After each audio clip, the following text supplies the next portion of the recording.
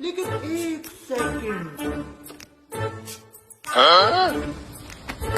Excuse me, sorry भैया।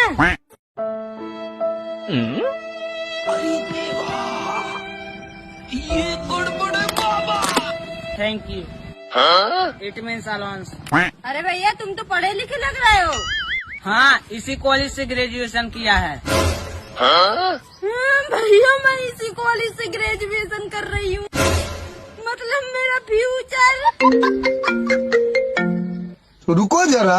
हाँ भाई, हाँ मैं ड्यूटी पर ही हूँ। हाँ, तुम्हारे 40,000 तुम्हारे खाते पर ट्रांसफर कर दिए हैं। अच्छा ठीक है। अरे देवा, 40,000। पता है सिस्टर, कल मैंने डायमंड की रिंग पाई थी। अच्छा, हाँ, और वो भी 2 लाख की। अबे और ये देख, आज सोने की चैन भी पाई है।